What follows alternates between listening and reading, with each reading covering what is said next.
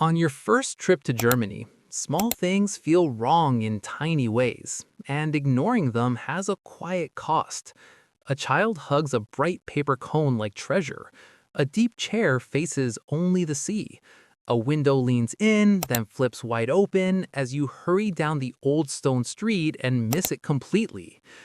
Away from that trip, your home life feels normal. Your toilet flushes one way. Your toaster warms only toast. Your crosswalk lights show simple stick figures. You assume daily life works pretty much the same everywhere, just in different languages.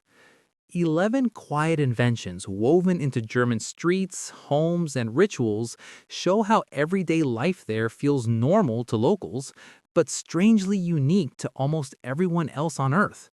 Under that calm surface, each odd object carried a story. There were rule books, there was careful craft, there was stubborn local pride. Those small choices shaped how kids meet school, how families eat eggs, how crowds cross roads. They also hit a quiet cost. You did not see how far this one country pushed the design of daily life, while others just stayed with old habits. Soon, you will meet a single German system that turns empty drink bottles into cash, neighborly chats, and the nationwide ritual of order. That last invention, waiting at the end, shows most clearly how a simple machine can rewrite what normal means. That last promise of clinking bottles and quiet machines sits in the distance, but your first step into German normal comes on a hot day with a cold treat.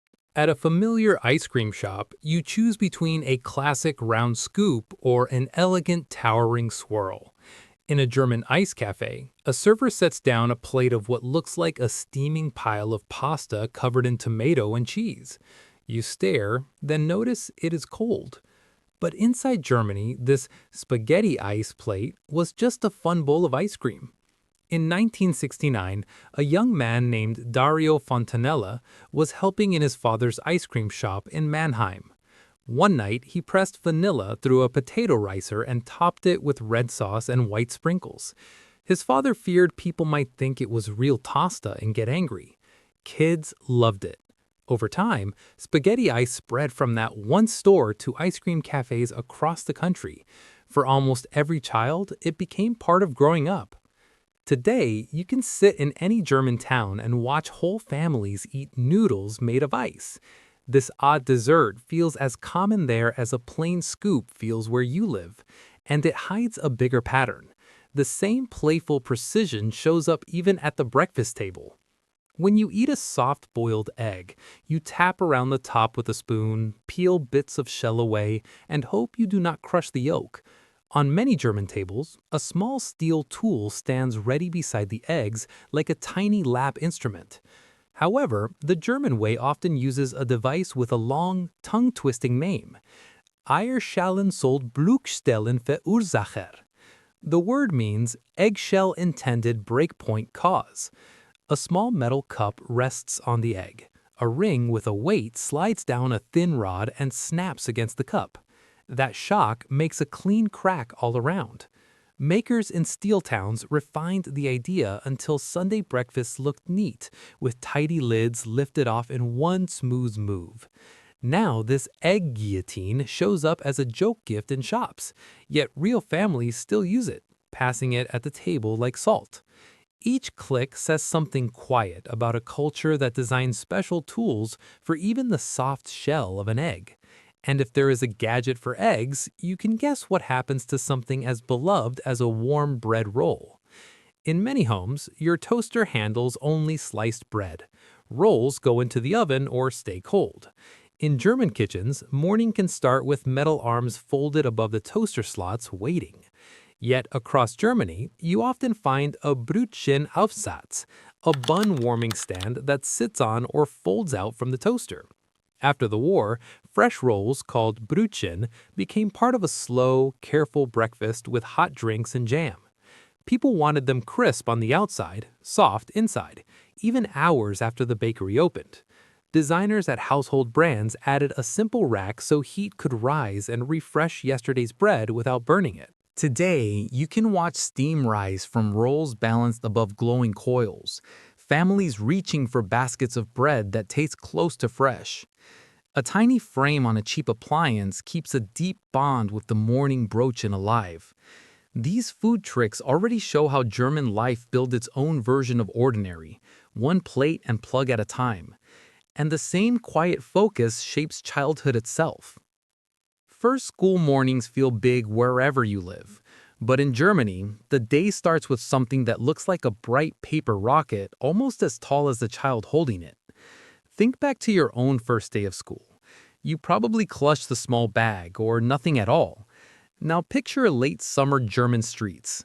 Tiny kids almost hidden behind giant paper rockets. Parents pacing beside them like proud bodyguards. Yet, inside this country, that cone, the Schultüte, turned a scary step into a sweet one. The habit began in the 1800s in towns like Jena and Dresden. Teachers and parents wanted school to feel like a gift, not a threat. They filled cardboard cones with sugar, pens, small toys, and kept them high in trees or on hooks until the big day. Over decades, factories printed cartoon designs, stores stacked them in windows, and even quiet villages made their own. Now, when a German child stands at the school door, that cone means you are ready. Photos of smiling kids with Schultüte line family walls, freezing the moment. Once you notice that ritual, you start seeing more German designs built to hold off fear and bad weather at the same time. At the coast and other places, you watch people lie flat on towels, sand blowing over faces, wind slapping umbrellas. On German shores along the North and Baltic Sea, rows of tall woven seats stand like small forts facing the water. However, these seats, called Strandkörbe, were not just chairs but shelters. In 1882, a sick woman in Rostock asked basket maker Wilhelm Bartelmann for a way to sit outside without freezing in the strong coastal wind. He built a high-sided wicker seat with a hood that pulled forward. Soon, beach walks filled with striped Strandkörbe you could rent by the day. Whole families ate, napped, and read inside. Windows of calm and harsh air. Today, German beach photos almost always show these hooded baskets in neat lines, each spot a tiny home built against the elements. Simple cones and woven shelters already hint at a culture that wraps both people and objects in firm structure. And the same mindset reappears in windows, walls, and even how cold drinks wait under the ground. At home, the hardware of daily life is almost invisible. You turn a tap, flush, crack a window, grab a cold drink, and move on. But what happens when a bathroom is built to make you look closer instead of letting you forget? Compared with that, a German bathroom can feel oddly direct. You look down and see not a deep pool of water, but a flat ceramic ledge staring back at you. But in much of Germany, this flash spooler, the shelf toilet, once showed how far design would go in the name of control. In the late 1800s, doctors and reformers pushed people to watch their health more closely. Makers shaped bowls with a dry shelf so waste stayed visible before a final rush of water swept it away. In small city apartments, white porcelain stood over dark tiles like a lab sample tray. Parents checked children's stool. Doctors praised easy inspection. Travelers from abroad often recoiled. These days, new homes favor deep bowl designs, yet flash spooler toilets still appear in old flats and village guest houses, surprising visitors. A simple visit to the bathroom turns into a reminder that German normal once meant seeing what others prefer to hide, and even the next window can carry that same wish for control.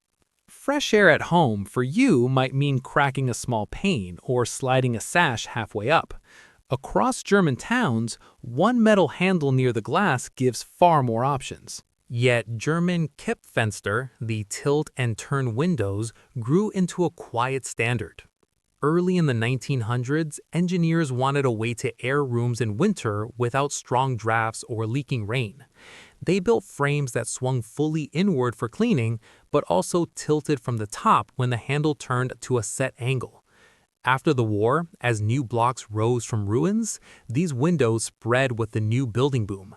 Safety rules liked that they could serve as escape routes.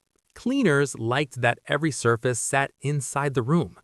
Now, a single motion of the wrist lets a German home breathe a little or a lot, day and night. You see rows of these frames along streets, some tilted, some wide open, and you start to sense that even a wall is not just a wall here. Out beyond that wall, down in the soil, another quiet tool waits beside the grill. Summer parties where you live need ice, loud coolers, or a packed fridge. In backyards across Germany, hosts sometimes walk to a metal cap in the lawn and pull cold glass up from the ground. However, this beer safe, an underground earth cooler, turned the whole garden into a fridge. The idea drew on old beer cellars that German brewers dug into hillsides to keep barrels cool. Modern tinkerers shrank that into a long steel tube sunk deep in the yard. A basket of bottles slid down into the steady cool of the soil. No plugs, no humming fan, only earth doing slow, quiet work. Garden owners liked the clean look, no bulky plastic box, just a neat round lid. Today, lifting a beer safe at dusk feels like a small magic trick before the first toast. With toilets that display, windows that obey, and beer that waits under your feet, you have already seen how Germany reshapes home life in its own way. The next steps leave the house and move into streets, machines, and rules that manage crowds and food all day long. Crowded streets show German habits even more clearly than kitchens and gardens. You stand at a corner, bags in hand, and stare at a tiny glowing figure that looks nothing like the flat stick people you know. At home, traffic lights may use thin, neutral shapes. In Germany, small people in hats march across the glass, arms swinging wide like cartoon workers out for a walk. Yet, this ample mention, the little traffic light man, grew from a very serious worry. In 1961, traffic expert Karl Peglau in East Berlin studied how to keep children safe on busy roads. He chose a round head, thick arms, and a friendly hat so people could read the shape even in fog and rain.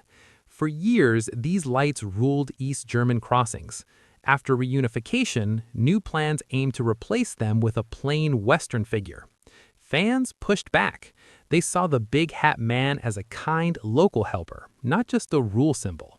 Now you can buy mugs, candy, and shirts with Ampelmännchen, while the real ones still stop kids at corners each day.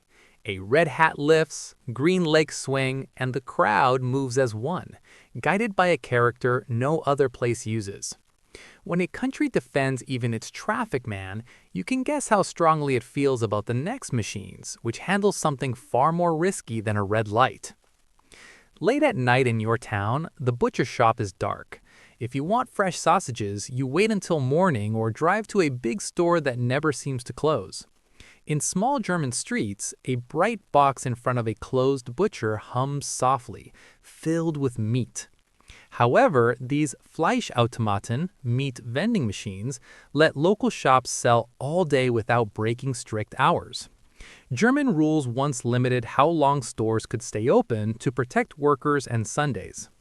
Butchers still wanted to serve shift workers, party hosts, and anyone who forgot to buy steak. So they set cooled metal cabinets into walls or on sidewalks, loaded each slot with vacuum-packed sausages, schnitzel, or grilled cuts. A coin or card opened a door. Early models were simple, later ones gained digital screens, but the core idea stayed close to the old butcher: local, fresh, and orderly. Today, whole villages lean on these boxes after dark, walking up in slippers to grab bratwurst before a match on TV. The same blend of trust, rules, and clever gear runs through the walking light man, the meat box, the egg tool, the window hinge, and the beach chair. Yet one more network of humming machines still waits in German shops, swallowing empty bottles and spitting out money, and that hidden system shows this mindset in its sharpest form. Inside a German supermarket, a second kind of queue forms, not at the cash desks, but along a metal wall that hums softly. People push carts filled with empty bottles and cans, not food, and children lean close to watch. At home, you might drop your empties into a blue bin, or haul a big bag to a recycling yard once in a while. In Germany, whole families walk into the store with clinking bags before they even think about shopping. But here, those empties do not vanish into a random bin. They slide, one by one, into Pfandautomaten, the reverse vending machines that read, judge, and reward. The word Pfand meant deposit long before these robots, back when breweries cleaned and refilled thick glass beer bottles. In the 1990s and early 2000s, new laws pushed hard against trash from one-way drink containers. Shops could have counted returns by hand, yet engineers saw a chance to build a full network. They made tall gray boxes that scanned each bottle's code, shape, and weight, then sucked it into presses or storage cages with a low roar. Now the machine spits out a receipt that works like a small banknote at the checkout. Kids beg to do the Pfand for the pleasure of the beeps. People leave bottles by bins for others to collect, turning waste into coins. A quiet row of Pfandautomaten ties law, habit, and feeling into one daily move.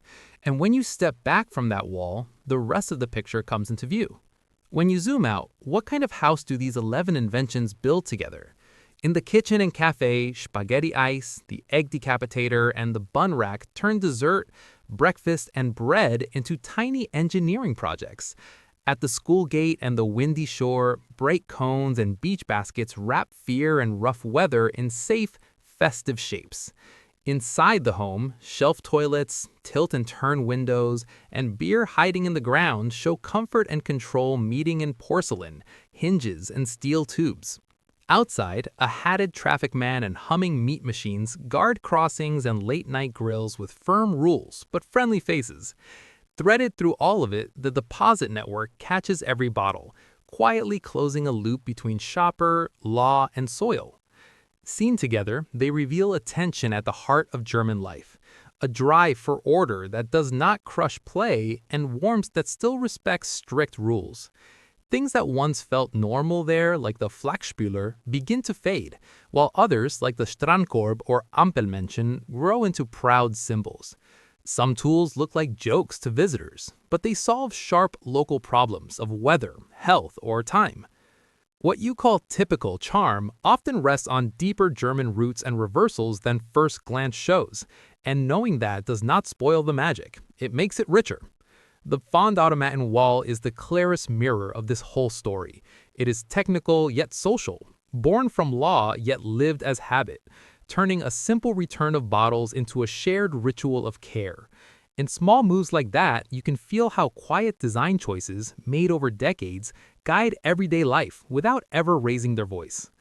If this journey changed how you see German normal, stay with it. Subscribe, hit like, and turn on alerts so each new story finds you.